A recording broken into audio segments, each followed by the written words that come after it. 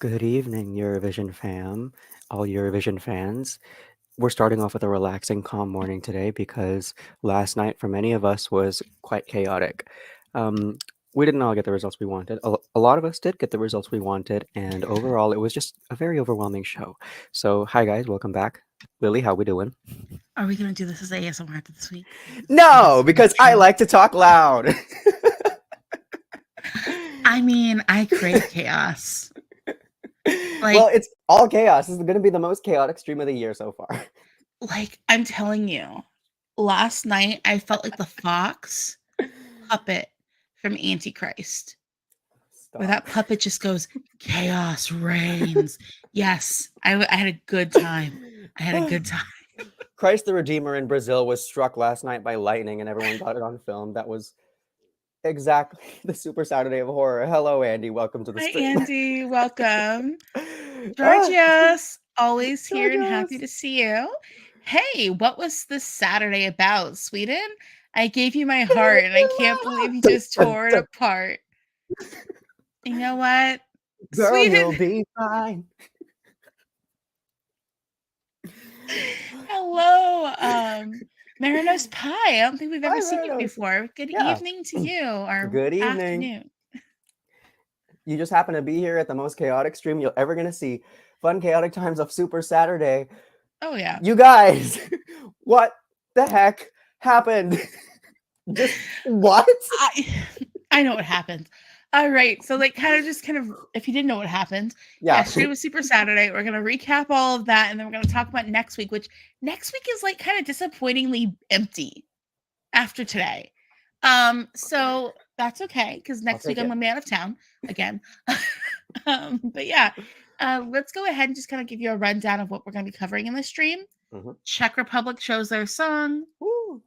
Malta chose their song. Mhm. Croatia, Romania, Latvia, Estonia, Denmark, and Italy all kind of had their national finals and selected what they're going to be sending to Eurovision.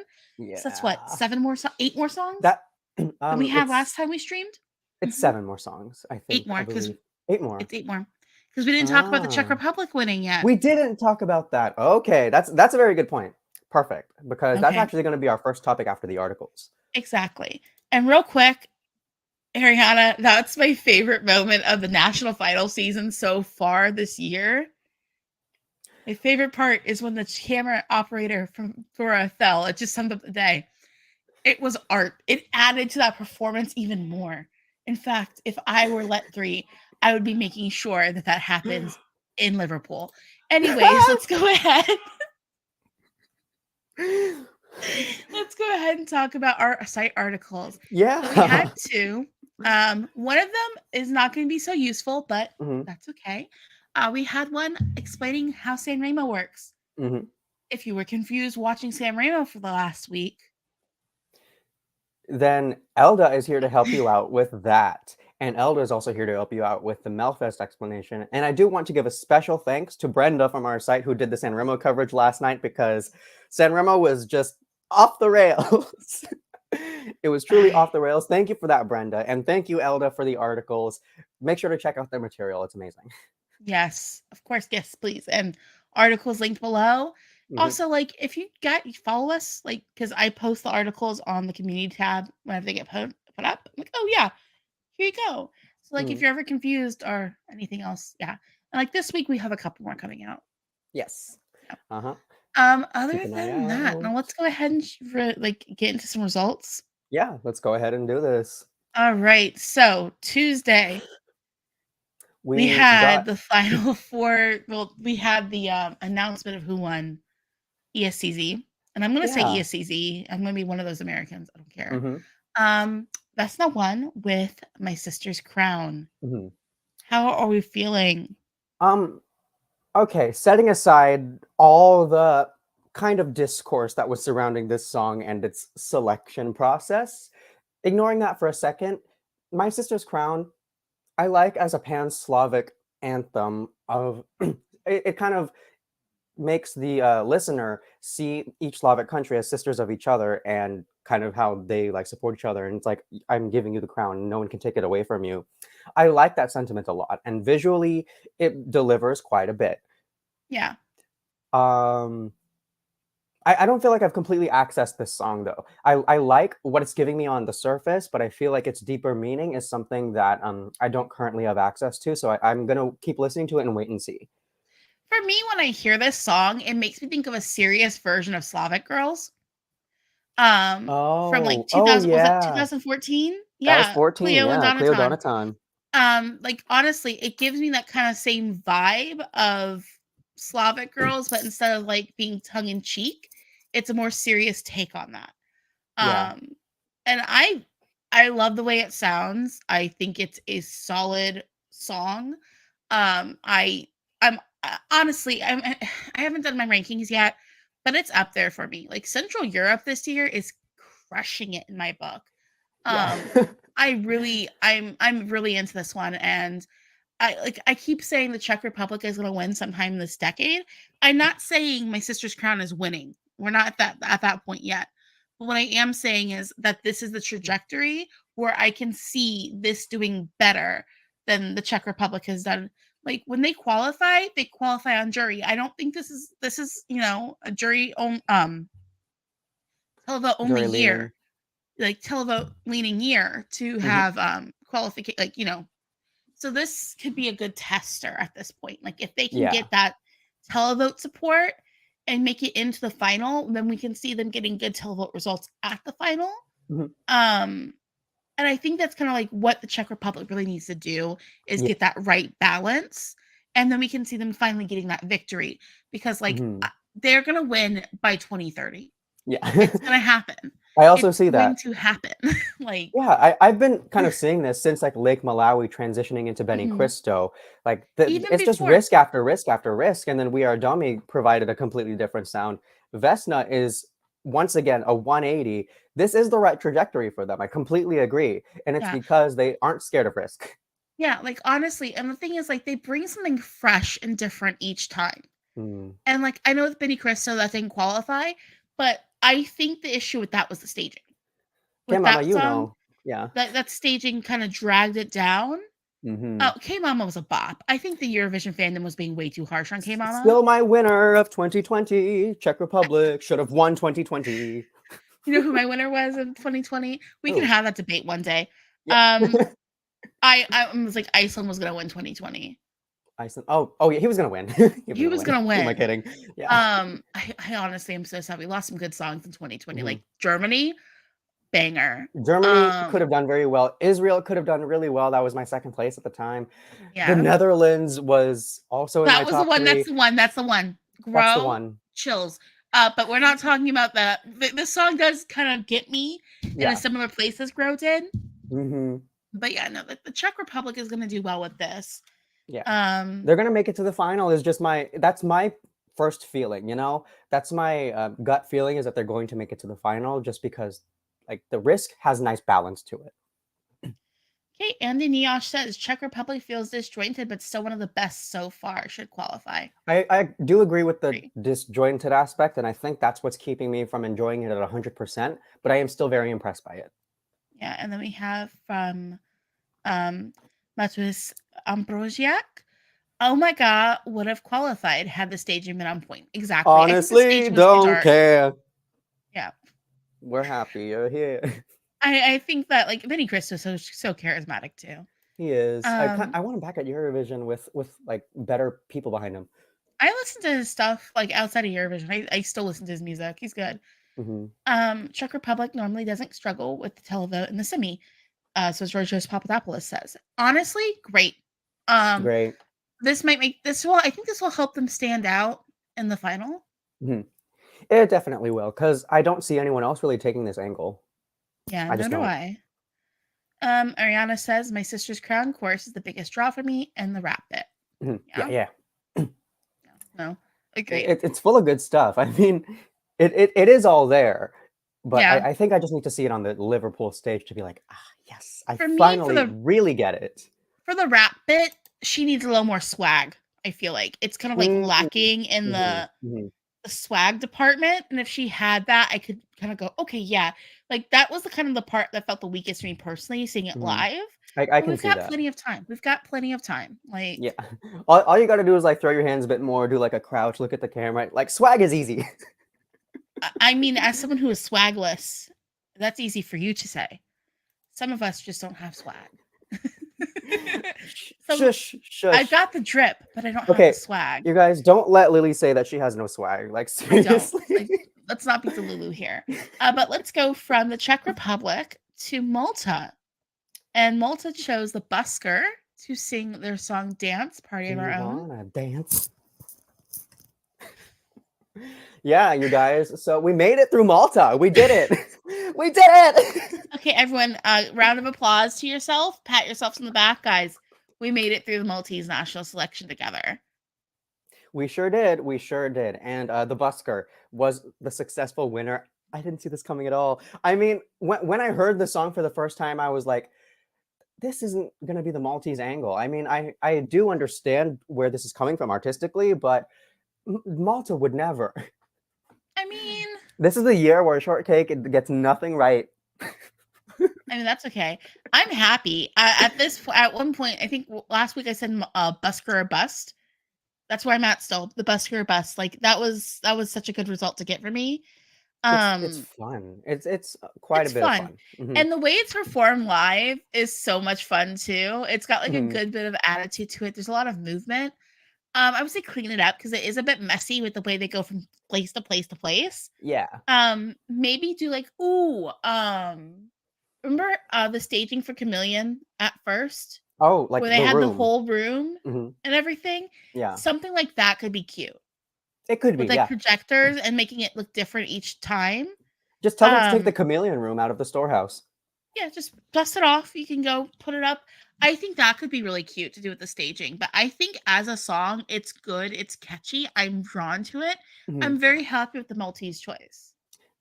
I think it's still growing on me. I think just the shock of everything else last night has kind of skewed my first listen to it. I'm going to listen to it again without the context of everyone and everything else and kind of access it as its own independent piece of art because I do like it. I do think it's amusing. But Mhm. again, I'm not 100% yet. Checkmate, Yeah. checkmate. Ooh. Okay, so it was weird watching back these performances. So I didn't watch most of the national finals live, you guys. I was at a Sanremo party, but watching back the Maltese performances, it felt like Brooke was gonna win. Like the audience seemed like they were voting for Brooke. Brooke seemed like she was voting for Brooke. And the stage was just so expensive looking. It just looked so. She looked good. It looked really She good, looked and she great. performed well. A little sharp here and there, but she performed really well. And I thought, like, that was kind of a winning performance for me. But that was prior to me seeing the Buskers performance. I think honestly, with Checkmate, the chorus just lets me down so much. Yeah, If that it's song a would have been terrible chosen, chorus. It's we would terrible. have to like everything, but the chorus is really good. Yeah, So that's like the we'd have to go problem. buy something else, like choose Brooke, buy another song, you Mhm. know. Yeah. And we have another one from Maris Azama. Oh my goodness, I'm sorry. Matuis Ambrosiak. Malta sounds fun, but the sweater line and speaking parts make me cringe. You know what? I get that, but the cringe is a part of the appeal for me. Like, I totally get the, like, did you really just thing? But like, that's kind of part of the charm to me because it's like you're at a party, but it's just like a party for two more than anything. So it's like Mhm. someone who takes your cringy jokes and like gets them. So like, I don't know. I kind of feel it though because I think And that's then you part of what feel your makes it so hand charming. being tugged from the left, and then you look, and it's a 17-year-old who's like, "Hey, come on, let's dance," and you're like. Ma'am, I'm 30. Exactly. You're like, you don't understand. I'm here to deliver your mail.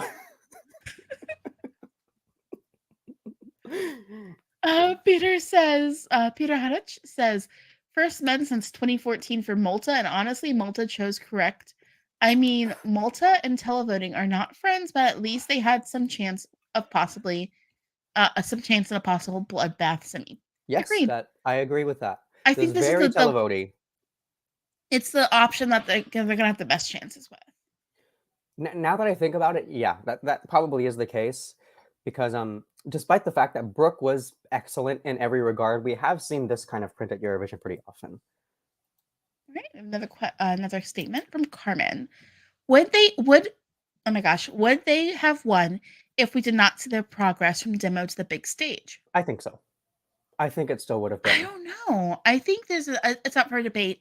I think it's the same thing with like disco last year and LPS. Yeah. Like seeing that go from demo to final product. You know, like yeah, like Yeah. I think it helped its trajectory, but I'm glad I Yeah. made it. It's growing on me. It's weird because like I paid no attention to it in MESC, and then now that it's the song, it's growing on me. Yeah.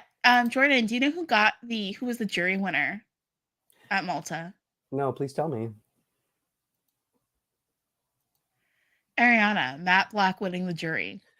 Okay, Matt. If Matt Black ends up watching this stream at any point, great job winning the jury. I get Would be glad to see you back, but write a better song, please. Please write a better song. I get it though. I understand why he did so of the jury. Okay, Because when I was describe that to me. Describe that. When I was watching it, I was like, I actually am kind of I don't like the song. Don't get me wrong. Mm-hmm. But the song plus the performance, it kind of worked for me. Okay. And like this just like straight up, let's just do this situation. It was some of the best choreography I've seen out of like it was good choreo. It was really good choreo. As an overall package, it was good. He looked good. The color choices for him and the color choices of like the dancers and everything, it just was a good overall package. Like better than I expected it to be. So you know what? I'm kind of like now at the point where I'm like, Matt Black, let's just get a better song next time. Yeah. And I might be rooting for you. Because the thing is, he's made so much progress just from 22 to 23. Yeah. Come back. I mean, I'm a little surprised that he won the jury, I'm not gonna lie. But give it some chances, you know, because I mean, Malta could be just as much of an empty field as it was this year. So all you need is to spend maybe half an hour more on your lyrics. And Georgios Papadopoulos says, a semi that became much less of a bloodbath yesterday. I think that's semi 1. Honestly, I say this ever since 2019 when we were looking at the two semis for oh my gosh, not 2019. What year was that? 2018. When we were looking at the two semis, everyone's like, oh, semi 1's gonna be a cakewalk. Semi 2's gonna be a bloodbath. And what ended up happening? Reverse. Like honestly, yeah. for 2018, I don't watch the final. I watch semi 1. And I can make a case for every single song in that qualifying, even ones I hated before the contest. Like, yeah. Yeah, I completely agree. It's almost like that year everything just flipped on its head. Yeah. So, yeah, congratulations, Matt Black. And on that note, congratulations as well to the busker. Yes. Because, so from yeah. Yeah. I'm happy. I'm looking forward to seeing what we do there. Let's go to another chaotic situation. Next up, we're going to be talking about Dora. And what happened with Dora? So Dora, Croatia chose Let 3 with Mama Shh, and they demolished the competition. Like, completely crushed the jury, completely crushed it. And the televote, it wasn't even close. And I think we broke Jordan because he's blinking, so I know he's not frozen. No, okay, so the problem is, how do I elaborate on this? Okay, so my favorite song going into Dora was Eni Jurisić's Kreni dalje. That was the second to last song that performed, and it was excellent. She did. Is that a tractor? She did amazing in her performance. And then I checked the results. She got about 6th place. So I was like, okay, we're not heading in this direction for Croatia. And then I watched the winner. I think I had to stop and just... I had to stop for a sec after I watched that winner. And I think I sat in silence for about 20 minutes. Because I was like, wow, if I look too long, if I listen too long, I might actually get a migraine. It sounds messy as heck. Honestly, I think the audio... Like, everyone in Dora had audio issues. Like... Everyone was so flat. Like, and he wasn't. She wasn't. I don't care. Like, song number, like, pre-closing song, she sounded great. I mean, no, here's the thing. Some people sounded good, but most people sounded kind of flat. Let's be honest. Yeah. They were having some Sanremo type in-ear issues. Oh, God. Are there any ear issues? Like, what's happening? Like, why? I honestly, I don't even think. And here's the thing, because Peter is saying I don't even think it's a joke entry. Like, it's a jokey song, but I don't think it's a joke entry necessarily. I'm gonna make a reference here, and I had made this reference yesterday on Twitter, and someone's like, "I had no idea what you're talking about," so we'll see. There's a band from the 70s called the Dead Kennedys. I love the Dead Kennedys. Isn't that a great band name? They were a punk band. The lead singer is Jello. That's what he went by, was Jello. And their songs all were very political, but also very jokey. Like, for example, they have a song called Kill the Poor. And like, basically the way the singer always presented himself was as a bad guy. Like, when he performs on stage, the character he's personifying while performing is the villain. You're not supposed to hear kill the poor and think, yeah, we should kill poor people. You hear kill the poor and you think, oh, I get this. This is coming from a capitalist standpoint of, wouldn't it just be easier if there were no poor people? You know, and like this song to me kind of fits in with that kind of like jokey political punk sound. Yeah. Where and like when I watched this and when I heard this, I get that feeling from it. So I'm not upset with what happened at Dora. It makes sense. And it kind of feels a little punk as well for Croatia just to be like, screw it, we're not going to qualify, so let's just have fun. Yeah. We had Mia Dimšić last year. That Honey, was you were my the only favorite. one who loved Mia Dimšić. I know. I don't care that I was in Turin, the only one with a Croatian flag, despite them being neighbor countries. I don't care. I will still defend Mia Dimšić. I get that it was boring for a lot of people. That was directly for me, though. With this song, with Mama Šić, I do see this as a piece of art. I do have, okay, so you guys, I have an education in media literacy, so I do understand that you need to think about this in context, but it was 3 minutes. I'm not exactly using putting my media literacy hat on for every act that you need to be media literate. And with this case, it was just absolutely shocking. Audio, visual, I was shocked for the entire 3 minutes. I haven't listened to it again just because I was like, I'm like almost physically nauseous because I can't process anything. I'm not a fan of serious songs masking as joke entries. Montenegro 2012, Euro Neuro. You're either one side or the other. Lili is one side of the coin. I am the other side of the coin with you. And I mean, like, these are the two sides of Eurovision. There is the idea that it is a fun cable entertainment show that can sometimes carry political messages. The other side is it is a hotbed of up and coming fresh talent from around Europe and Australia. And these last few years, I've definitely skewed to the latter side, and just because I like to look for new music, that's just something I look for in Eurovision. But the heritage of Eurovision, the history and heritage of Eurovision is based on the fact that it's an entertainment show. So that is something I have to keep in mind. For me personally, I think that I kind of like Eurovision for both reasons.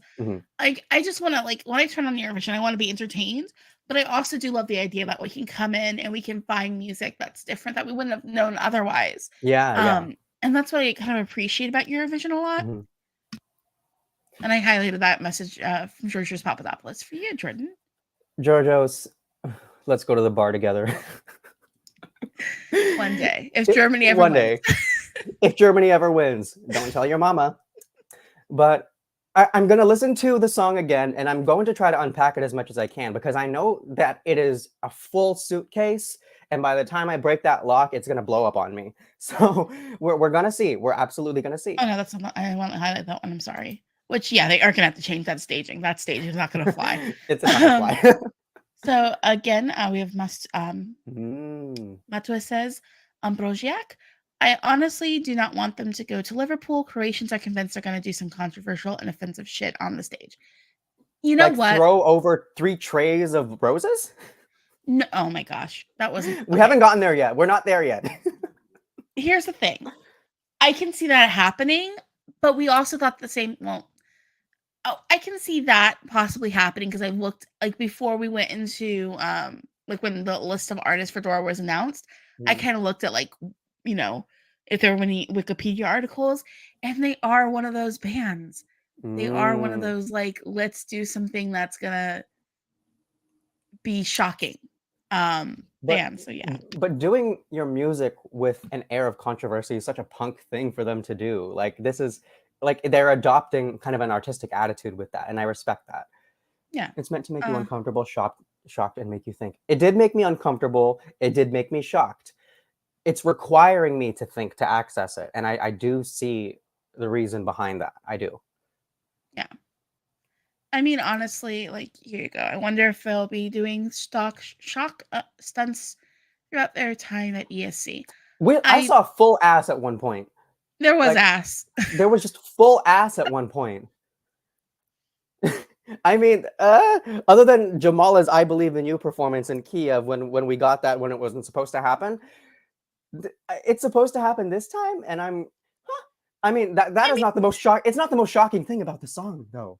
It's not. The most shocking thing about the song, I think, is the first 20 seconds. Yeah, I mean, once you get, I don't know. Like, it's one of those things where I have a higher. I've been poisoned before with PCP, and it reminds me of that.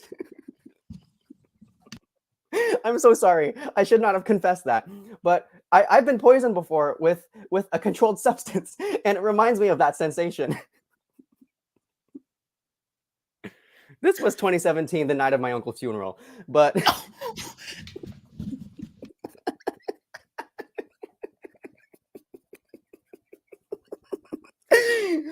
anyways. What else do we need to say about Croatia? Is there anything like characteristic that we're missing? I honestly, oh my gosh, is my mic suddenly super loud? God, I'm getting so red. Oh my gosh, I like accidentally turned my volume up. Hold on, there we go. That's better. Allora. Let's go ahead. Let's go ahead and move on. Honestly, I don't know, because it's one of those things where I come from like this like perspective of I have listened to so much shitty punk music that like I have a high tolerance for antics. So let's go ahead. I don't have a low tolerance. You know what? I'm broken as a human being at this point, so whatever. Let's go ahead and talk about Supernova, because I think Supernova, we're all kind of okay with the results for. Yeah. So yeah, I asked my current second place, you guys. It's so good. I love it. I love it. I love it. I truly love it. That high. I wasn't expecting it either. And then I saw the final performance and I was like, y'all deserve this. This is, I mean, like, just from the perspective of the song, it switches from 5/4 rhythm to 3/4 rhythm in the chorus. I think that's already so freaking cool. And then the melody, I'm so married to, only to close out the song in Latvian with acoustic guitar. Art. Yeah. That's just pure art. And I'm sorry, this potentially could be my winner, like, or at least in my top 3 by the time we have all the songs. It is that good. I would never imagine Latvia to do this. I want Latvia at that final. Latvia deserves to go to the final. They really do. If they don't make it, I am protesting outside the arena the next day. Aya is a gorgeous piece of just like rock music. Like, you just turn it. It doesn't feel like 3 minutes. It feels like longer than 3 minutes, but in a good way. Yeah. Like, I'm getting a complete situation here. The way it transitions from part to part. I love the instrumental bridge. Oh it's my so goodness. Like, just that it's just like, let me stop singing and stand over here for a little bit. That is so good. Like, oh my gosh, the structure, fantastic. It kind of makes me think of an X. Like, the structure is giving me X again. I'm gonna keep referencing stuff. But yeah, no, it's really good. It's really, really good. And like, let me wax poetic about it. Okay, Andy Nyosh says Latvia sounds like they're big Radiohead fans. I can see that. I love Radiohead. Like, let's go with it's like Radiohead but heavier. Like, the structure is giving me very Radiohead. Okay, I was not that big of a Radiohead listener, so this is educational for me. You're also young. I hate to say that to you. Trust me, that was a big contention for debate last night too. It's not my cup of tea, but they 100% deserve that. I feel And that that's about a number of entries, but yeah. I'm glad that we got Aya. I'm so glad. Yeah, no, it's a good one. Mhm. We have this one from Matthias Ambrosiak. Latvia's song is so beautiful, classy. Hopefully, they're gonna pull a hooverphonic and advance. But I hope they don't pull a Hooverphonic and get 3 points in the last televote. No. Okay, you know what? That doesn't make sense to me still, but you It know still what? doesn't. No. But yeah, I mean, I hope they do pull a Hooverphonic in that they are they're kind of the dark horse that makes it in the final and provides a nice kind of like serious sound, because I feel like the final so far is going in more in the direction of fun than it is serious. So I like the balance that could be struck here. Yeah, I mean, like, because you need the serious to kind of balance everything out. Yeah, Like, it's oh gosh, it's gonna be good. Like, it is. Yeah. it's Ah, like I really do enjoy it. And Latvia, I think at this point, just qualifying would be a win. yeah. Yeah, it would. I'm not liking the beginning of the song, otherwise it's a good song. I can understand how that could turn some people Yeah, off. the I first do time I listened understand. to it, I get that completely. Mhm, I kind of was like, okay, and then but for me to really sit with it and really enjoy it, once that bridge came in, I was all in the first time. And mhm. maybe it'll grow on you. I'm not, you know what I mean? Like it might not be your cup of tea now, but It maybe it it'll grew grow. on me because I'll fess up, when we first got the Supernova tracks, I didn't pay a ton of attention to it. It wasn't Yeah. until, like, the night of the final where I was like, "Ah, this is top 3 material." Like that's what it finally clicked for you. Mhm. If juries win the semi, Latvia is qualifying. I really hope that they have some televote poll, because I cannot afford to lose this song in the final. I can't. Honestly, I think that Europe would get this one and it would appeal to Europe. Okay, okay. Fingers crossed, because I'm just hopeful at this rate. I've been wrong for most of the season, so I'm just hopeful for things now. Okay, because Peter said a couple. We're going to highlight some of Peter's comments. Let's pray that some countries like Azerbaijan and Switzerland will flop, so they won't even. So it'd be even easier for Latvia to deserve to be in the final. And then that was the one from Azerbaijan. Another one from Peter. Azerbaijan deserves the flop just because of what happened last year. Sorry. And then the zero televoting and qualified. Yeah. That Um. I'm in that sense, I'm kind of glad that we're doing a no jury Yeah. semifinal in that sense, because that's so messed up. Like what happened last year in terms of almost all the results, it was just Hmm. so messy and unprofessional and disrespectful. And yeah, like I'm glad Yeah. that they reformed it this year. It is a big risk that they're taking, because we Yeah. don't have any pretense as to what could Yeah. happen with this kind of voting pattern. I So mean, we're gonna see how it works. the closest thing we have is 2009. Mhm. 2009, 9 of the qualifiers were televote only, Yeah. and then the juries picked one. Um, so I guess that's the closest thing we have. But the '09 final was one of the best finals Eurovision has Exactly. ever, 09, ever had. so good. It's my favorite final to rewatch. It And is. Jeff wrote, Yeah. and Jeffro says this real quick. I know Azerbaijan is going to serve an ethnic bop, I fear. Again, I've seen the thing that I think Matahari. Azerbaijan is going to, no, not Matahari. Eh, eh. Azerbaijan is producing their song themselves for the first time since 2009. Like they're getting a Wow, producer okay. as an Azeri producer. With that being said, what is my favorite Azerbaijan Eurovision entry? For me, it's When the Music Dies, Sabina Babayeva. Oh my gosh, 2009, always. That's a bop for me. Mhm. I mean, That's a bop for always, me. like, that's second place for me, because the thing is, Azerbaijan, they have a great history at Eurovision. They just Yeah, do. So, I yeah. mean, like, I hope they get that mess figured out, whatever it is, and that their song is nice and listenable. Like, their participation in the contest is a completely different conversation. But, yeah, I haven't really been paying a ton of attention to Azerbaijan, now that we mention it. I know. Sorry, we're gonna move on here in a second. We just Mm. kind of started talking about Azerbaijan, so um. But on the other hand,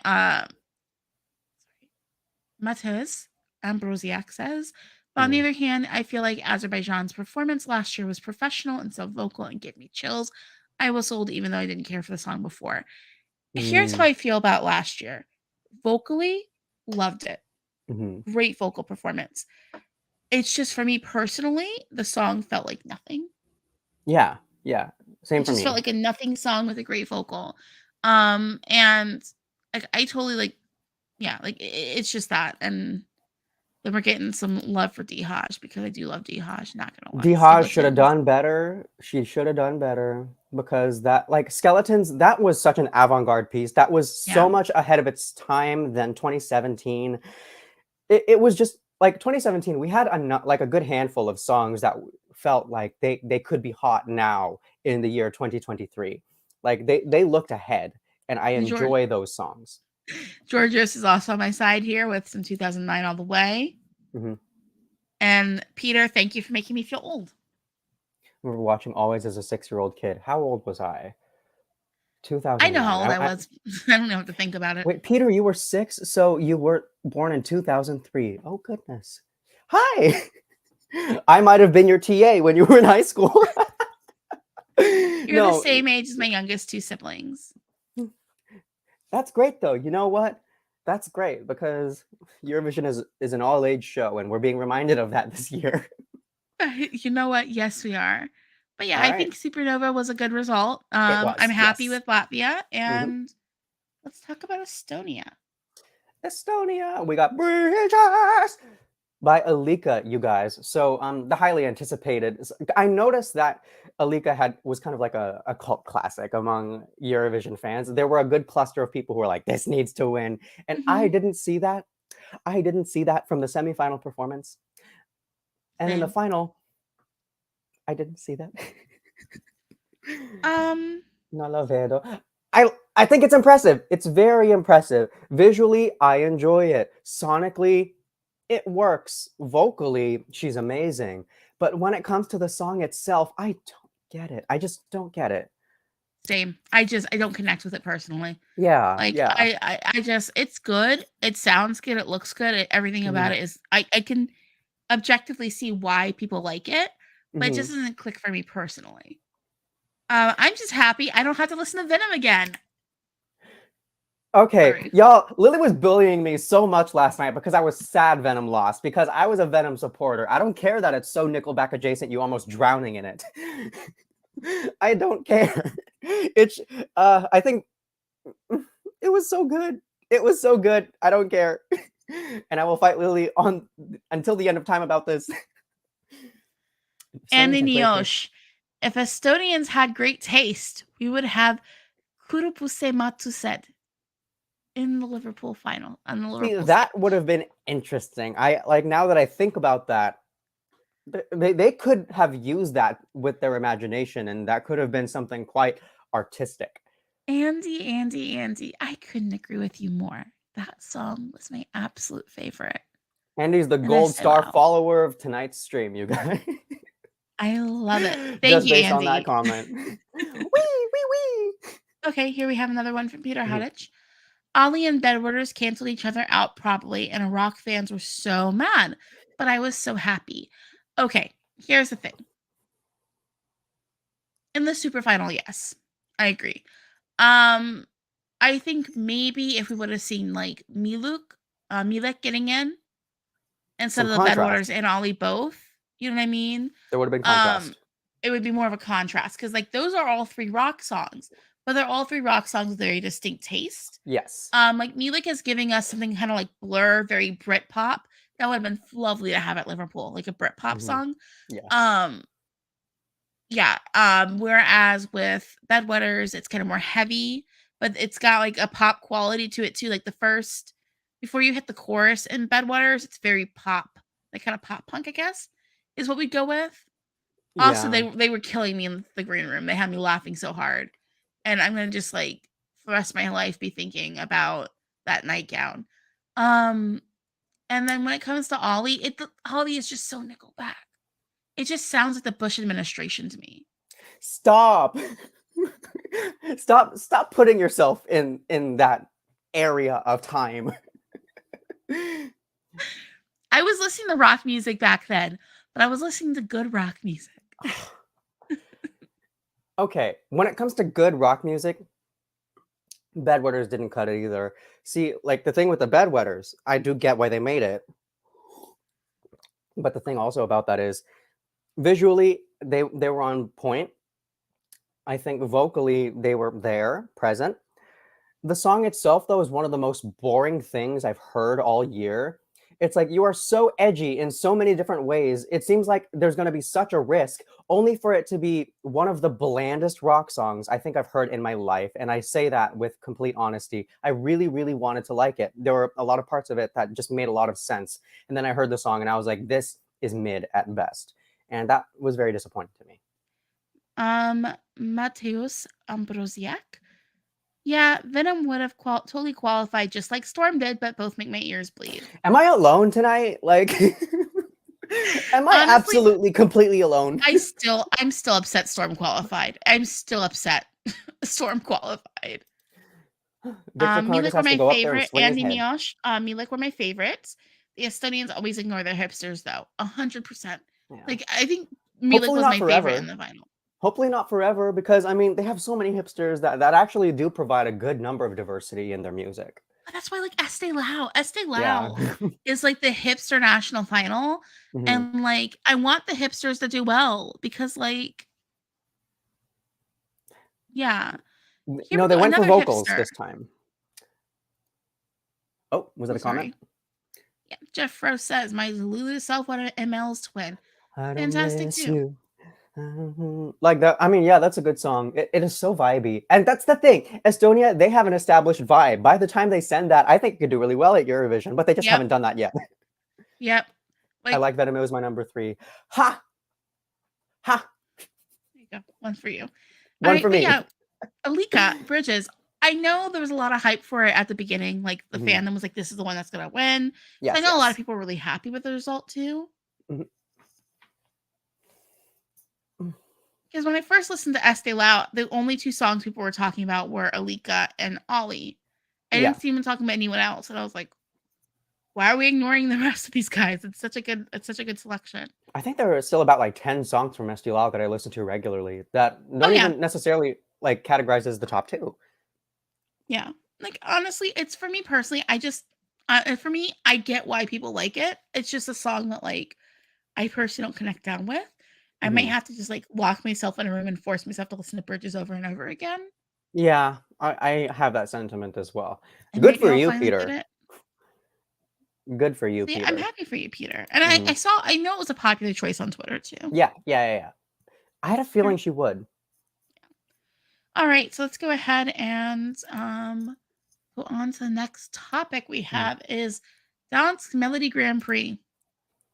Denmark. Okay, so Lily Adams. Okay, so they chose their song, and it is Breaking My Heart by, what's his name again? I don't have it pulled up in front of me. Riley. By Riley. It's bubblegum boy pop, which is not something I would have really expected from Denmark. I'll be honest, I was not expecting this. The first time I listened to all the songs, I knew this is what was going to win.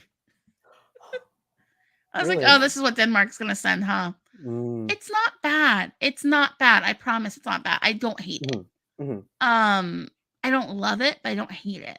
Yeah, it's not bad. You're right. It's but it doesn't attract a ton of attention, you know? It's Denmark. You aren't like sucked into it. When was the last time you got sucked into a Danish Eurovision entry? That has to have been Anja Nissen in 2017. Of course you would. Oh. Of course you what would. Was that? Of course. What? Of course you would. Hey, Here I Am was one of the best tracks of the year, and I'd say that as a Blackbird stan through and through. Anyone here for Anja Nissen? Søren was one of the best of the night. Okay, I'll be honest with you guys. I actually didn't see the live performances of Denmark. I just heard the studio cuts because I couldn't find the live on YouTube as of the time I was watching them back. So I look forward to seeing his performance of Breaking My Heart live, and I will have different commentary in that. It was good. Yeah. It was exactly what I wanted. It was one of those things where I liked it so much. I was like, oh, this isn't gonna win because it's Denmark. Because that is something like Søren, I believe, picked up a lot of traction toward like the end of the run of DMGP, not the show itself, but with all of us having the songs, I saw that Søren was getting a lot of love in the few days before the show, and I was kind of convinced that he would do well. What was his result? I don't remember. Okay. I kind of like as soon as I saw the super finalist, I turned off Denmark. I'm like, I don't need to watch any more of this. That's usually how I watch DMGP. I'm not gonna lie. Mm. I was passionate about 2 songs, and it doesn't look like either of them did well. So Okay, we're gonna talk about good Danish entries here in a second. I'm sorry. Let me get up Denmark's whole history at Eurovision, because I have to get up their whole history to talk about what songs I actually like from Denmark. Sorry, you keep I talking, mean, Jordan. it was the Rasmus family that kind of had me thinking like, okay, the Danish era can come back any second now in these decades, because I mean, Kolle eller I was excellent. Under Stjernerne på himlen was excellent. Denmark has a lot of good songs in their far history. In their recent history, it's a mid-off, it's a bland fest. But do I think the same thing currently about Breaking My Heart with Riley? It's bubblegum boy pop. I don't know. There isn't a ton of thinking that goes into this, and it's not like acoustically unpleasant to listen to. Like it's fun, it's a vibe, sure, but it leaves no impression on me. It leaves zero impression. At least at the current moment, it does. So we'll see how that goes. Hopefully, some promo and a revamp could elevate it to a point where it's going to be easily identifiable. But it just sounds like it came off a Melfest conveyor belt to me. It does. That's the thing. DMGP usually does sound like that. So we're going to use one hand. One hand is going to count all the Danish entries I like. Ready? Dansavis. I will defend Dansavis forever and always. Excellent. It's a great song. All right. So it was 1963. Mm-hmm. Then we have to go all the way to 1979 for another Danish entry I like. Wow, 16 years later. Disco Tango, Tommy Seaback, banger. Cooler eller Je from 1981. I love that one. That's Tommy Seaback again. Oh, the Seaback family. Debbie That's Cameron. what I meant to say. Okay. And then we have to wait. 2018. I will defend 2018. Oh, yeah, 2018 was good. I like 2018. Not as much as 17, but I liked it. 2018, I will 100% defend. And then where do we have to wait after 2018? 2021. Over oss par hinderenden by Fair and Flume. I will defend that one. So we got 5 entries from Denmark I will defend. Other than that, mid-off. The best decade of Eurovision was the 70s because Denmark only competed like twice.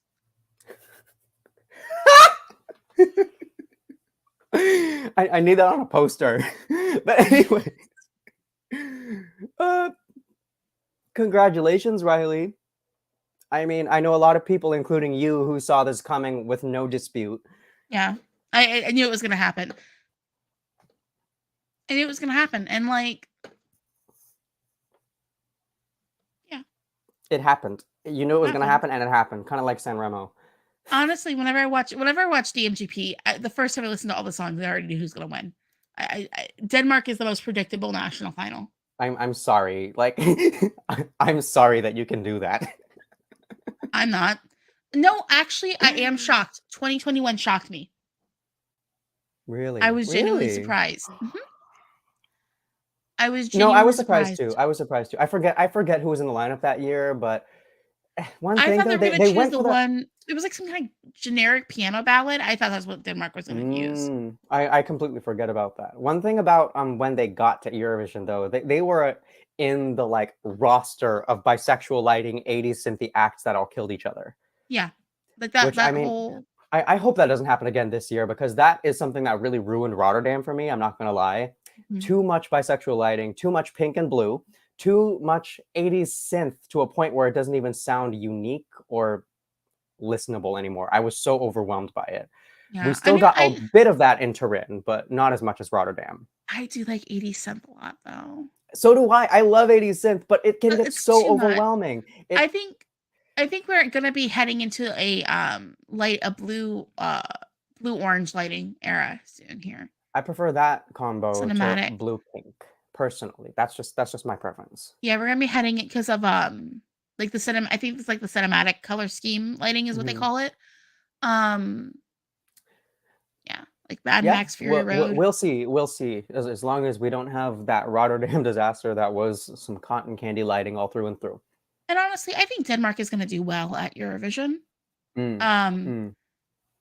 Riley's cute. He's got that teenage girl vote on lock. Yeah. We don't have really like that many teenage songs now that I think about it. Not a lot of teen No, we catering this don't. year. No. So it's a good thing that we have a direction to look in that audience because yeah, like the votes have power. Yeah. Like teenagers know how to vote. They know They do. how to rally behind someone. So they might Rally rally behind behind Riley. Riley. Yeah. Hashtag. Okay. No, don't. Please don't. This isn't 2014. We don't do hashtags no more. Jeffro. Denmark usually is in my bottom 5, so it's crazy they're my number 1 so far this year. The thing about bubblegum pop is the fact that it's so like fun and light and thoughtless that you can absolutely love it. Like there's a song in Iceland this year that's just straight up bubblegum pop, and it's my favorite currently. Yeah. No. But it's girl bubblegum pop, and that's more my thing. Yeah, exactly, me too. Because it's just like you guys, I grew up a whole American white girl, so this is something that appeals to me. You are on mute, Lillian. I know I'm on mute. Every time you say that you grew up as an American white girl. You can see that from my taste. You know this. You also have the taste of a Filipino grandmother. Well, I mean, Filipino grandmothers literally rule my life. It's perfect. Troye Sivan is one of my favorite artists, so that's why. I see. It is very Troye Sivan print. I see that. I've never heard a single song by Troye Sivan. That's more my generation, hon. That's why. I've never heard. I know what he looks like. Troye Sivan was like all the jam in my college days. I didn't personally listen to him a ton, but the international students that I hung out with really, really loved him, and that's how I got to know his music. It makes sense. It's very Troye Sivan print. Matu said Ambrosiak, I am sorry I stand Katy Perry. I have no right to make fun of bubblegum pop. California Girls was the song that pulled me out of my deep rock obsession and my anti-bubblegum pop hatred. So you know what? I respect Katy Perry. She saved me from a life of misogyny. I mean, that put California back on the map. Like we disappeared from the map for a little bit, and then we came out with some of the best pop. Okay, Marino's Pie brings up a little moment here. The title is similar with Cypriot entry, Break a Broken Heart, and they are both in the second half. I haven't listened to anything. No, they're both in the second semi-first half. Cyprus's song is not out yet. Yeah, I haven't listened to anything from Cyprus. But is it also bubblegum? That is my question. No, because Cyprus is in the national final. They internally selected Andrew Lambert. Yeah, Andrew Lambert, and he would not do bubblegum. Yeah, I don't think he's gonna do bubblegum either. But the titles are similar, so maybe there might be some confusion, and they can like siphon off each other's votes. Maybe. Like, maybe someone meant to vote for Cyprus, but they accidentally vote for Denmark. Those flags look so different, though. Like, you can't confuse those two. And what? And Riley's the first person from the Faroe Islands to compete at Eurovision, I think. Wait, he's the first what? He's from the Faroe Islands. Oh, he's from the Faroe. Oh, yeah, he was. Yeah, I forgot about Faroes. The Faroe Islands. He's the first Faroese contestant at Eurovision. Finally, I feel like that should have happened many, many years ago because there are so many good Faroese artists. I remember when one competed at Song of the Captain. When was that? Because I feel like I vaguely remember that too. 2019. I think it was the same year as Hatari, I think. Yeah, Hatari was 19. Yeah. But yeah. All right, let's go ahead and let's talk about the big one now. Sanremo happened, and they Why was my guy dressed like he had to pay like a big debt to a big daddy? Like okay, so let's talk about the show, you guys. I was at a Sanremo. I commuted 2 hours to San Francisco last night to go to a Sanremo viewing party and saw it with a lot of people who were getting introduced to the show. It was really hard to sit through the first chunk that were all the really good songs, and then the later ones like that everyone showed up, and it was all the songs that I wasn't standing. When it comes to Sanremo, I love this show typically. But the thing is, I wasn't really able to get into more than like 4 or 5 songs this time, and they all flopped. Yeah, I couldn't agree more. That's that statement. Like this wasn't like this. This was a year for Sanremo for me where I just like I went into it and I only really had like 1 or 2 songs I loved. Other than that, I was just kind of like, Yeah. here we I are. mean, we aren't standing any women in Italy right now because, in my opinion, Elodie's song and Madame's song were either of those two were ready to go to Eurovision to do very well for Italy. I heard a top 10 finish in both of those songs. Top 5 all men. Some of them belong there. Some of them belong there. Lazza with Genere belong there. Okay, here's a question: did our winner Marco belong there for you? We didn't even say who No. won. No, he didn't belong there for me. I get it. Vocally, he's there. He can put on a great performance. He's conditioned very well as a performer and a singer. This is my least favorite song from him, period. And I've listened to 2 of his albums. I love L'Essenziale. I'm a huge Marco Mengoni fan. This is a complete write-off for me. I feel nothing with Due Vite, and that's really, really sad because I love him so much as an artist. I know. I just like I hear this and like it does nothing for me at all. Bridges does more for me than the song does. I'm just Ooh, like see, I won't claim that. I won't claim that, but I do see why you say that. I completely see I'm like why. it just feels so by the numbers. And Mhm. like I just don't get I don't get it. It's so Sanremo in a derogatory way. This is so Sanremo derogatory. Like, we had so many songs that sounded like this in the Sanremo final. Like, 2000 Minuti sounded a lot like it, and we had a whole chunk of songs that were just Sanremo pretty ballad, including Tananai's song. Italy's not my thing this year either, Georgios. And quick thing about Tananai, he did so well this year by following generic print. He had so much personality last year and got last Yeah. place. I'm sorry, they did something wrong to my boy because Casual Sex, that was his song last year, and it was so much fun seeing him up there, and that was just I got to see his personality. They stripped that away for this performance of his, Yeah. and it felt like I don't know. It makes me sad when people do well by not being themselves. Yeah, I hate it. I can't stand it. He said he might change the song for Eurovision. I wonder in what way. I wonder if he specified in what sense, because Like to a me, whole new song? yeah, like I really just need a whole new song. Marco, you're better than this. You're better than this. Come on.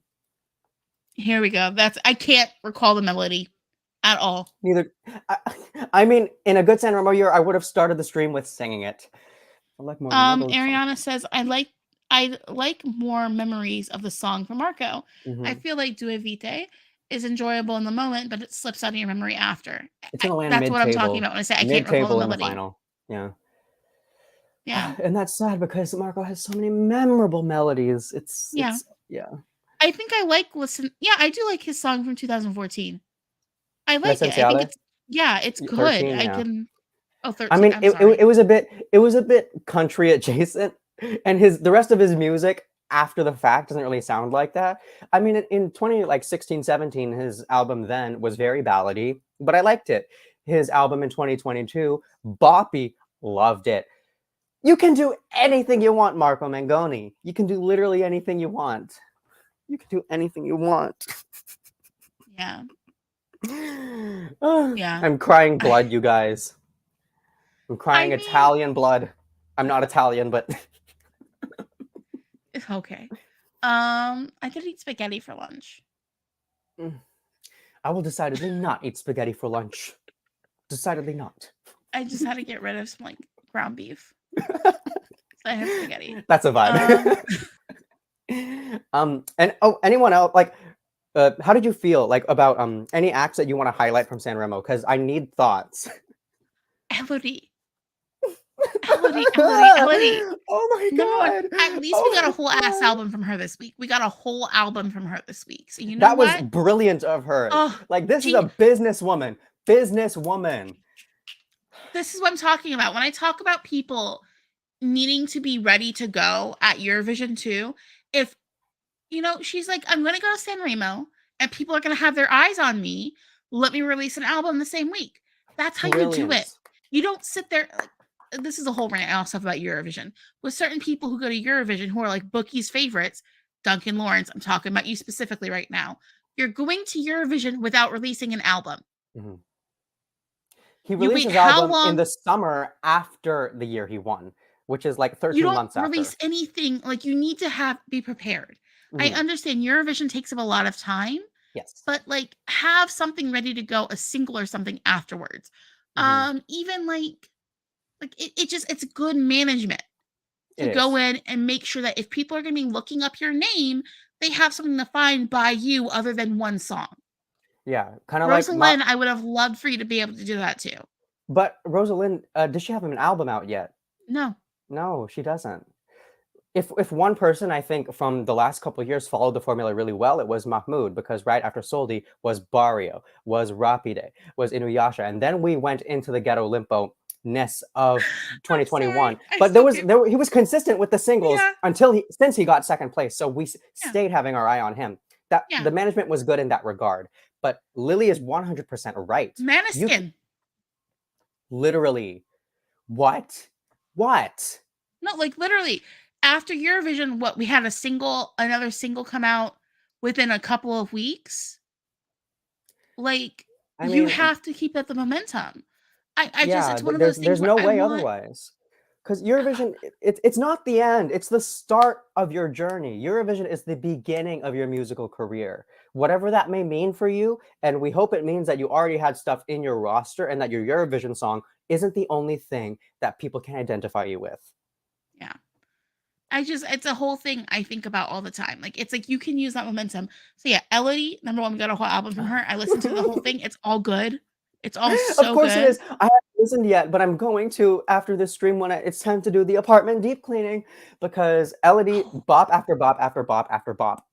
Even her ballads, like everything from that woman, She everything from that held woman. down my Spotify summer of 2022. Like Why she wouldn't held she? it down. I love her. I'm sorry. I love her. Madame, I want to highlight Madame too because I think Yeah. Madame is currently the best writer in Italy, and I say that with Mahmoud being my like number one listen to artist in Italy. Madame is a better writer. That is my opinion, and I do think she needs to win Sanremo very soon because she sounds so good, and it sounds like the future of Italian music. Yeah. Please, please make it, please. Yeah. I mean, Jenna was also really good. I fell in love with Mr. Rain song toward the end too. It was a lot. Emma Marone and Georgia, Elisa and Mara, Noemi duets, L'amour toujours. I need to go back and watch Cover Night. I need to go back. Yeah. I mean, I just Sanremo happened. And we're at Oh yeah, the other thing about Sanremo, I don't think we can move on without including the big spectacle event. do you really want to talk about that? Because I was at work when it happened. I am just gonna say one thing about that. No, I'm gonna say two things, kind of layer them on top of each other as quickly as I can.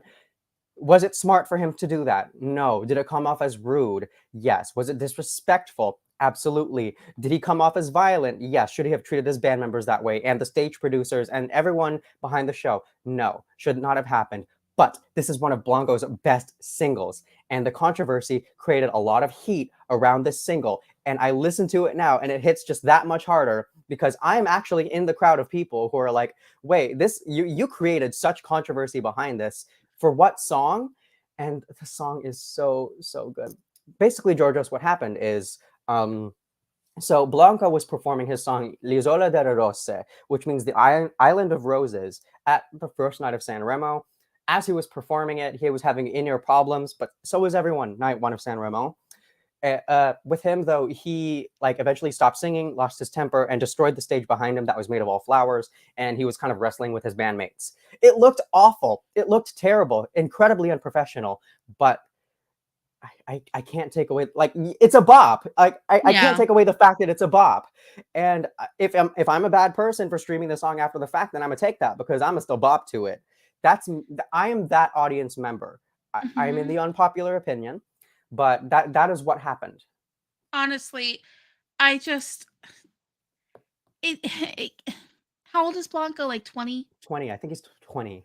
It seems on par for a 20-year-old to behave Mm. like that. Um, I He just is quite young. Yeah, he's that's one. what I'm gonna say. Yeah, He acted like a teenage boy. he did. He did. And yeah, like I have a lot to say about that, but Okay, it was from what I understand, Ariana, it was part of it was staged. Part of I it was, which was I he did say he was going to mess with the flowers. mm, I think he went further than he was going to. Like you know what I mean? mm. Okay. But I mean, that could have been really artistic because some of the photos that we got from that scene were some of the most artsy photos all Sanremo. Put on different glasses and look at the photos. I mean, honestly, like like I don't know, if it was just like with the flower situation, then I wouldn't care. But like his one bandmate looked really Shook, uncomfortable. shaken up. Yeah. You know what I mean? Like that's why I was like, ooh, because I thought it was planned at first, Mhm.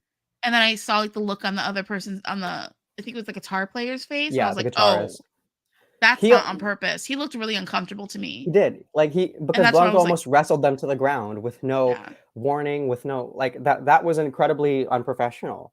But I And don't I know. agree with Leo's statement here. Leo S says it was really unprofessional and childish, but I don't think you have to feel bad for liking the song. I agree with that.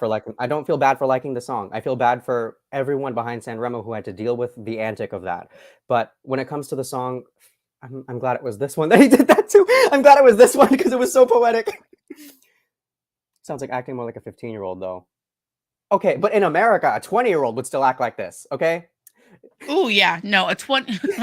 In the United States, a 25-year-old would still act like this. We don't hold men accountable. That's what he's getting at. No. No, we'll never hold men accountable. Are you kidding? No, we don't. Like I said, it made me feel uncomfortable. It's like, ooh, I don't like that. Yeah, it was very uncomfortable. It was. But yeah, that was Sanremo. Let's go Mhm. ahead and let's talk about Melfest, because what happened with Melfest? I'm like, Okay, Melodifestivalen, you guys. So, so let's I start with who went direct to final. yeah. So direct to final, Panatos deserved a. I love Yeah, Panatos. I've always loved Panatos. They're amazing. They're so good. And Maria Sur made it as well. The Ukrainian entrant with her song, I almost said "Break It" by Angelina, but "Break It" was by Tyriel and Angelina sang in Vidbeer, so nothing, nothing to draw from that. But what do we think about the DTFs? I think Panatos deserved to go direct to final. So do I. Um, Yeah, Maria Sir, she's good. she's The very good. song though, She's great. She is great. yeah, the song though is just. I'm sorry, when I heard the chorus for the first time, I kind of broke out laughing. Here's the problem I have with it. Uh, I know who wrote the song, who and wrote that's the a song? songwriter. You know who? I'm not going to say her name. Um, The and thing is, like I know too. I just personally don't like her as a songwriter. Mhm, She has written some good songs I really do like, mhm. but just like when she gets with a team of people, because like with Melfest, these songs are not all written by one person; they're written by teams. Yes. If she gets in a team of people who reinforce the Swedish like that typical Swedish sound, it kind of makes her work kind of fall apart for me personally. Yes. Because Yes. Yes. Yes. she wrote Stones. Stones still slaps so hard. Mhm. But like, Yeah. you know what I mean? Like let's look at Yeah. who she wrote Stones with. You know, yeah, no, I don't want to dog on her too much Stones because I was think my she gets a lot of first crap Stones that was my she first doesn't place in deserve. 2018 that moved to my last place. Like I like I've never experienced such a nosedive with a song before. Okay, well, you know what? Shut up. Anyways, I But just like she writes like 25% excellent, 75% terrible in my opinion. I don't agree with that. I think it's just a matter of like who she's working with. Okay. I think that's all that matters, like who she's working with. I can't wait to see her solo though. I know. I honestly, I like her solo Right? stuff. I've seen her as a performer. When Mhm, she's singing her own songs, I love her. Like I like her so much better when she's singing her own songs. mhm. Um, but yeah, let's go ahead. I'm sorry, we went off on a tangent there. I I really think that with this one, I would have liked to see Maria sing something else Yes, because she's I hate great. the song, I'll be honest. I don't like I hate the song. It, It's so bad. It's so the bad. first time I heard it, I was like, "Oh, this is gonna go direct to final. Sweden will love this." I didn't think it would. Like, I was actually in the unpopular team. I was like, this, like, it's gonna be all hype, and we're not gonna get behind it. But Sweden is a lot more predictable than we think. Sweden's entering their Denmark era. Derogatory. Don't tell them that. They'll take so much offense to that. Don't tell them that. They're in their they've been in their Denmark era. They need to go into their like Norway era or Iceland era or Finland era. No, they need to go in their Finland era. Could you imagine if Melfest had the range and diversity? Like if each heat of Melfest was as good as that final of UMK. Remember when Melfest used to be like that? Yeah, I do, and I loved Melfest. I used to talk about Melfest like it was the best show on the planet, and now it's just like you're ready to put some unsalted butter on some untoasted cold white bread. Shoot, though, this comment's for you, baby. Sweden is like the Philippines in Miss Universe, getting too comfortable.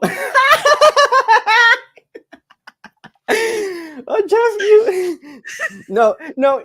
As a Filipino, we deserve to hear that. We are getting too comfortable, okay? Because we are the Sweden of the Miss Universe pageant. I'm sorry, I had to highlight that one. Oh, you didn't have to clock me that hard. Okay, anyways. Yeah, so I kind of I don't want to harp on things too much, but yeah. If it were up to me, the ones that went to the semifinal, I think Theo's Mer Dig, I would have put that direct to final personally. It was good. I think it's my favorite song by him. I know, right? Yeah. it was good. It's very teeny boppy bubblegum, but it's good. But it's good. It's just me. It's like I was never on a school bus in my life, but it kind of reminds me of just like I wonder if I were like on a school bus and I was just bopping to this to myself. It would be such a moment. Yeah, I didn't ride the bus either. And then the other semifinal was Tennessee Tears. Now I know. Okay. Yeah. What do you think? Do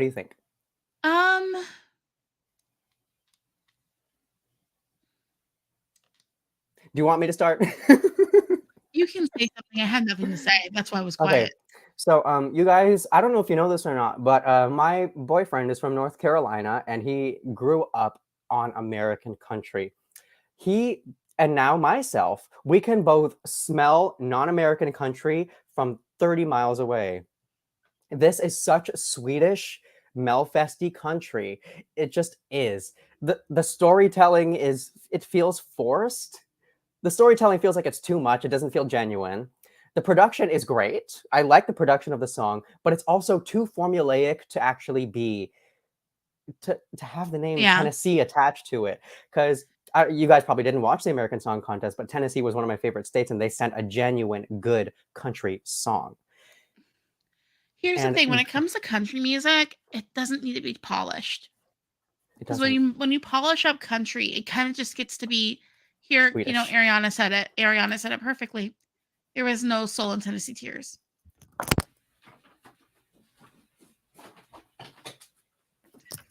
Listen, yeah.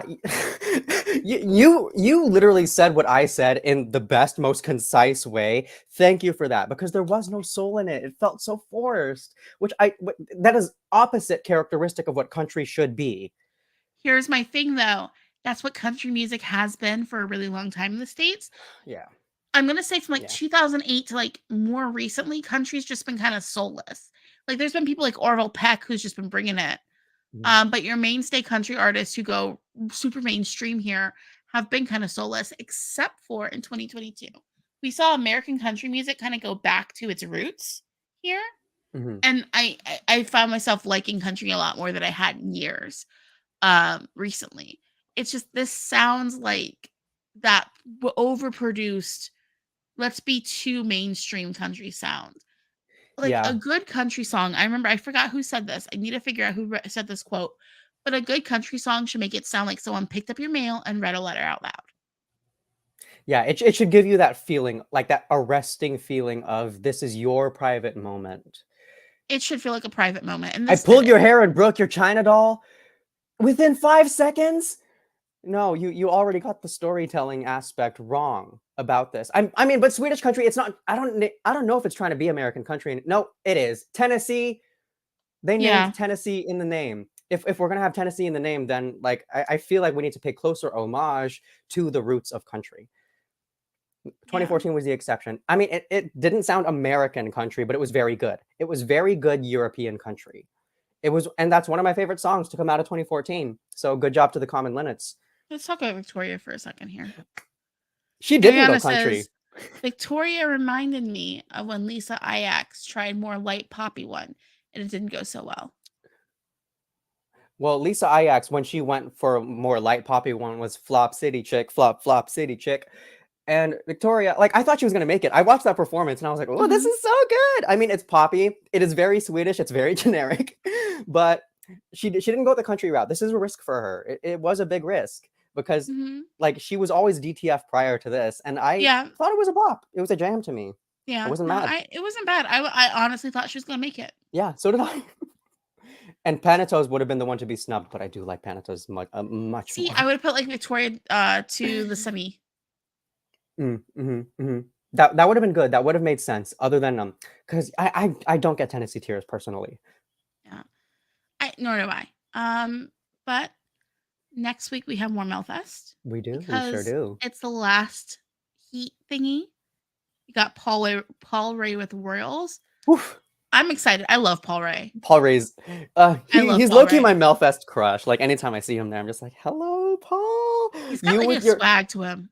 And his voice is like, we don't appreciate that kind of voice anymore in the 2020s. He has the kind of voice that I feel like would have been popular in like 2010-ish era. That's just the sound that I receive from it. But I like a number of his compositions, and I am excited for him. We also have Casanovas with Sa kommer canzone tillbaka. I don't know. Here, let me take a look at that. We've got a lot of Swedish this semi because we've got 3 songs in Swedish in semi 3. Norman with Slapp alla sorger, and Idalova with Lat hela stan separ. Okay, so just translating the titles really quick. The Casanovas song title is Here the Feelings Are Coming Back. Oh, so the Feelings Are Coming Back. Nordman's song is Hit All Your Sadness, I think. Slap, I forget what that verb is. And Låt hela stan se på. Let the whole city see me is Idalova's song. So the Swedish ones have quite a bit of promise just by how dense the titles are alone. And oh my gosh, Laurel! Anyway, sorry. Then we have Melanie Webb with For the Show. Laurel Barker will be singing Sober. And Marcus and Martinez will sing Air. Now, I am excited that we're going to be getting Laurel singing one of her own songs. Like I said a few moments ago, it's very different I like it when she sings her own music. I think that, like, if she was just straight up singer-songwriter singing her own stuff and there was less input from other people, I would probably like her a lot more as a songwriter. I think that she's genuinely very talented at what she does. I love her voice. Yes. So I am very much looking forward to seeing her solo at Melfest. Yeah. Gosh. I really appreciate it when I get to hear her sing her stuff. I really do. She's brave now. Oh no, don't you dare.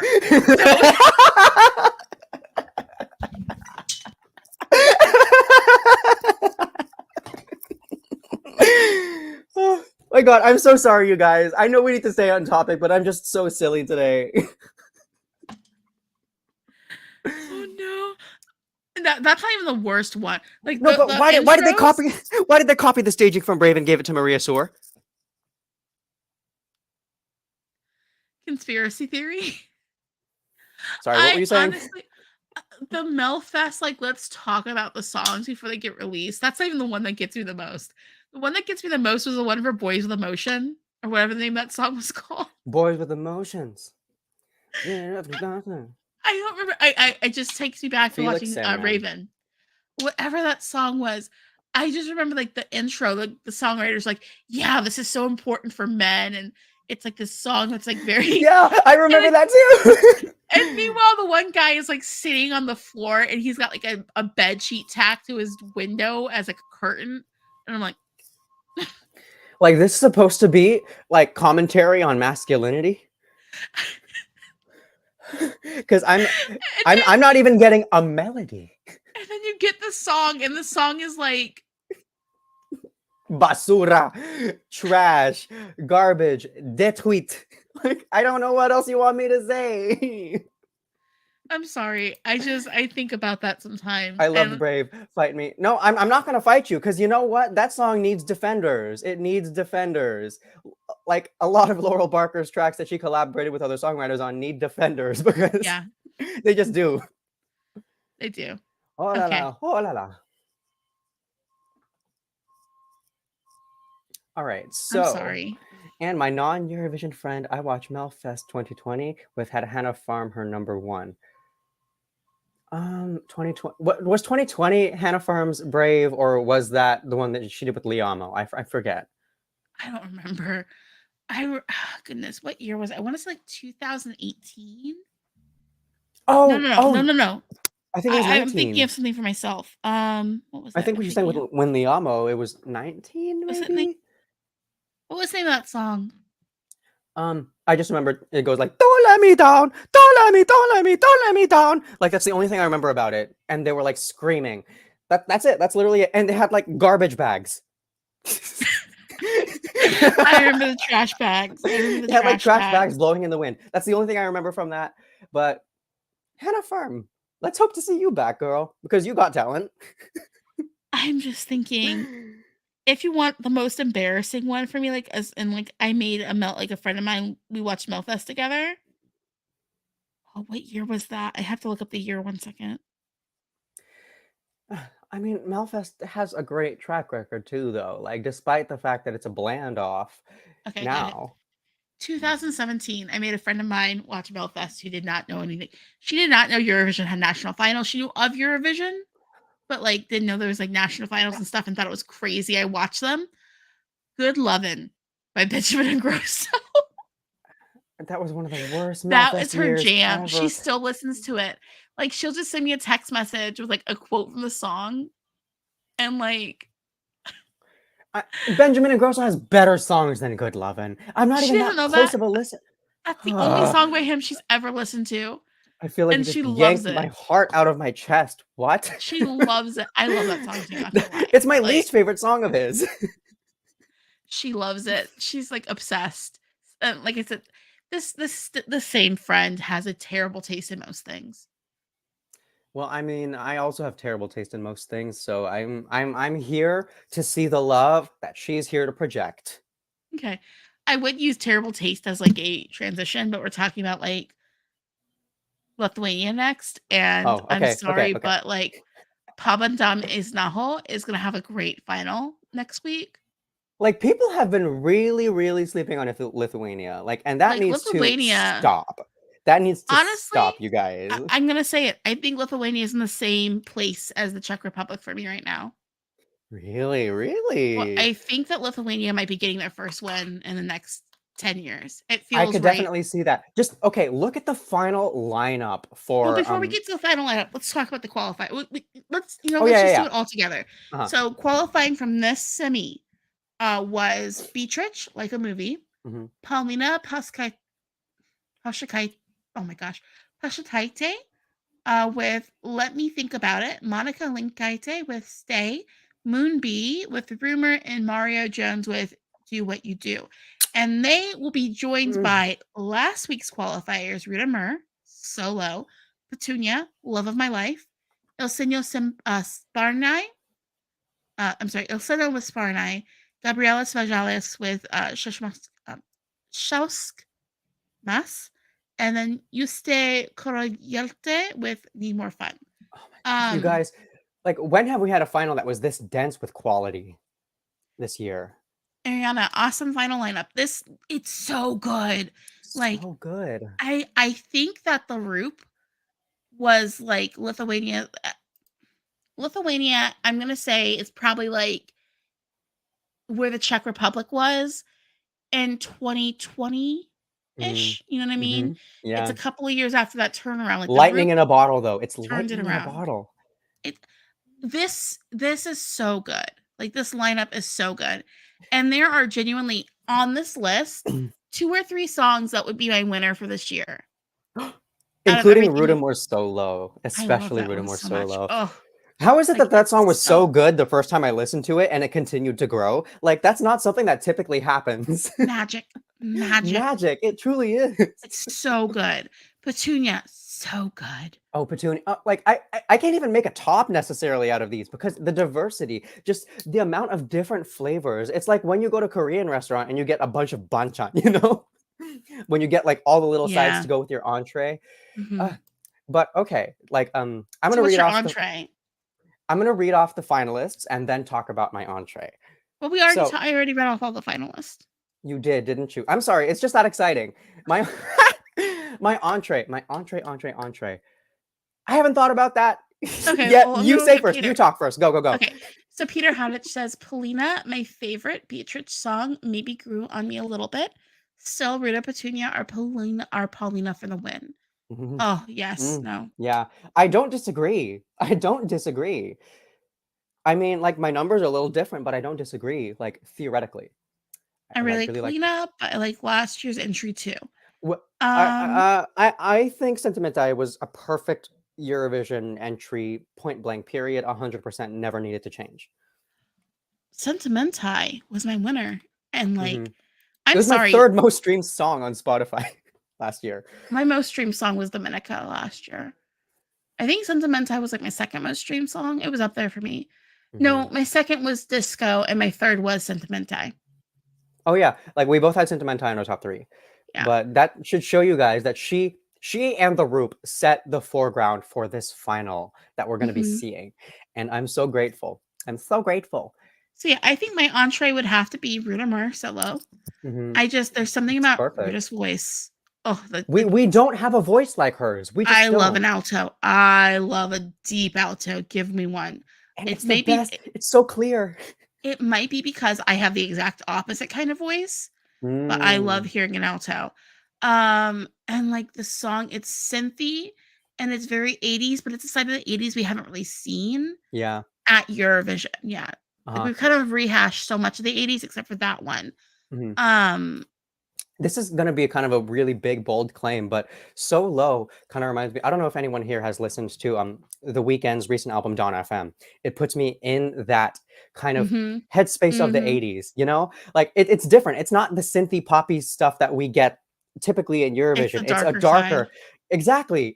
It's a darker side to that. That's And a we good need that. comparison. We That's a need great that. comparison. Comparing her to the weekend, I'm here for that comparison. Yeah. I really am. She's I like Abel. really I really am. Um, I love that comparison. I'm sorry. I I'd be just happy to hate the see her win. weekend.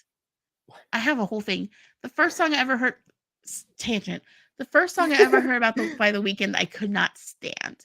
I hated it with a Which song passion. was that? Which It was the one where he was whining about how all his like girlfriend's friends want to have sex with him because he's so good.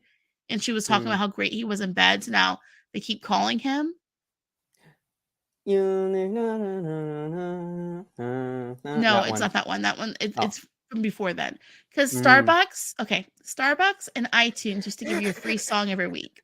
So I used to work next door to a Starbucks. And I'd always get the free card, and it was one of the free songs from Starbucks. Oh, interesting, And this, interesting. it would been like 2013. Mm. Okay. I'll need to take a look at what song that was because I started only listening to The Weeknd in 2015 when he had that feature with Zara Larsson. So like that was what kicked it off for me. Okay, I'm sorry, that was a tangent. But All no, good, all Rudimer, good. love it. Sorry. So what were you saying for your main dish? My entree actually is going to be "Let Me Think About Me." So you guys, I was in high school / college during Ariana Grande's heyday from Yours Truly to Dangerous Woman. I grew up with that kind of pop sound as the defining characteristic of my youth. And it has a big vocal moment in the middle of the chorus. I love it. It's poppy. It has so many layers. The lyrics are not cringe, which is sometimes all that I ask for. And it just caters to me. It caters to me. It personally feels like, hey, you know what, Jordan? You know what, Shortcake? We set aside something special for you, and we're gonna bring it out, and the plate's gonna be nice and cold, so you know that the meat's ready to go for the time you turn the grill on, and I'm ready for it. But it's not the only great song. I do want to elaborate on that. Yeah. Like, just because it's my favorite doesn't mean that I don't have Moonbee and Ruta Moore right here, you know? Yeah. No, I'm gonna say like my favorite side dish when you go to get Korean food or Korean barbecue. I like the steamed egg. I love the Oh steamed yeah. Oh, egg. the steamed egg is really good. Yeah. For me, my steamed egg is gonna have to be Beatrich, like a movie. Oh my god. Oh my Um, god. Yeah. steamed egg. That's my steamed egg. Like Style icon, by the way. it's Like, style icon. fantastic. The song makes me want to jump on a couch. Mhm. It makes me want to it makes me want a smoothie. I love the song. Like it hits from you just right. Like that would have been such a hit in like the naughties in America, you know? That's a song that could be a hit between like 2000, like 1997 through now. That song could be a hit any year. Mhm. And it's memorable. It's so memorable. Like Yeah. if it wins in Lithuania, I mean, it might be running a little bit of a risk because of the amount of bands that we have currently. Yeah, we have a lot of bands this year. I mean, like, But I love it. I'm not happy about it at the same time. Yeah. I honestly, I like it a lot. Mhm. It'd be up there for me too. It would be Yeah. my top. I think it would be probably my top 10. I can't Mm. like once we get everything. I think it'd be my top 10. It could probably land in my top 10 as well. Probably. Yeah. Um. Yeah. Did you want to bring up anything else? You said. Let me just have one last look here. I mean, I really could highlight everyone to some degree or another, Yeah. but yeah, I think my favorite still has to be Paulina, Let Me Think About Me, and then the others are very close behind. Yeah. Um. Gabrielis. I'm gonna give a quick shout out to him. I He know you could don't like this one but he could still be yourself. the Mahmoud of Lithuania. He could be. He He could could be be. if he He wanted could to. be. He could be. Okay, so this is the question we have here from Matulis Ambrosiak. Who's the most likely to win? Because for some reason I did not follow Penn, even though Mm, Sentimentai was my number one. I don't know. Do you have any idea? I really think it could be Rita More. That would I be mean, like great. she's consistently qualifying at the top of her heats. Mhm. Well, Beatrice But as well. so is Beatrich. I think it's Yeah. honestly between the two of them at this point. I mean, I would be happy either way, but Ruta Moore has a little bit of an edge to me. Yeah, for me personally, I would take Rita More over. Mhm. But like literally, I'm looking at this lineup. I think there may be only 3 songs that I don't actively listen to out of the lineup, you know? There's one I don't like. The rest of them I love. Mm. But you guys, we haven't had a final this good this year up until now, Yeah, until we get to Finland, really. But Finland is Finland. I'm so ready for UMK. UMKA But talking of a Nordic, I guess ish. this one's considered one of the Nordic 5 if you're a Hatalia fan. If you're not, I'm sorry. I've reawoken those thoughts in your head. Song by Kepnin is happening. It's kicking off next week finally. I'm gonna read the titles, and they're in Icelandic because it's the first time we hear them. Mhm. So we have Bragi with Standum Snistil Heimurin Gegeth Fer, Mhm. Moi with Gluth As, Benedict with Thora, Celebs with Doomsdag Dance, and Ilya with Liflandi Ini Imya. So I'm trying to remember which one stood out to me because I don't think any of my favorite Icelandic entries are in semifinal 1 is the thing. I think that's my problem currently. I really like Celebs, Doomsdag Dance. I'm I into don't it. think I've listened to that one yet. But It's I up mean, there. I've seen a number of recaps from Iceland, and it does seem like there are a number of songs that do have quite a bit of promise to them. I'll go back and listen to them more concisely. But I think yeah. that's what I would say stands out the most to me in this heat. Mm. We'll see what happens because like last year, the song that stood out the most to me, I did not like live after like my first listen, but we'll see what happens. I think that like Mythakandi Soul was kind of like my number 2 or 3 studio wise, but once we got it live, I was like, oh no, we're winning. Yeah. Oh crud, I pushed the wrong one. Delia is my favorite in Iceland. I like her song and I like Siga. Is Delia the one that has is the English version of the song Terrified? Because I think I might have listened to that. Yeah, No, we'll no, no, see. it wasn't. It wasn't. But I will definitely have a lot. Oh wait, I'm seeing a picture of her now. Didia. Okay, yeah, it was very like techie, kind of Yeah. busy in the production with some dramatic, interesting vocals. I'll go back to that and It's rehash what I that would. out. The thing is, it's one song I think I would want to pick apart. Like I Mhm. need to listen to it. Like I have had so much stuff going on between like Eurovision and other stuff I do. Mhm. Where like my mind this last week has been completely all over the place. Yes, same. So like I haven't had a chance to really focus on anything in particular.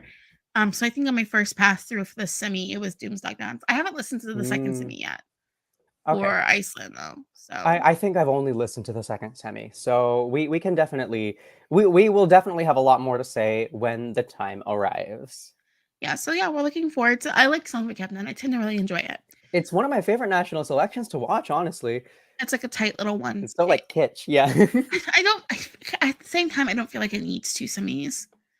Um, It's like look at the population of Iceland. Do you need to divide them into two pots, really? but like yeah, I mean, I like the fact that we get semis because you have to sing in Icelandic at the semi. Hmm. I wish more countries would implement this rule where it's just like, does it sound good native? Yeah. Since Super Saturday, I feel like I listened to the song, the Kepnin songs, like a year ago. Need to revisit. Love the duo though who sang Eesti Thina Braut. I don't remember what that song was, but It's that's okay. okay because I will know the songs. I will by next week. I mean, it's Iceland. The staging is always a little bit like because it's like staged and like a high school auditorium. Mhm.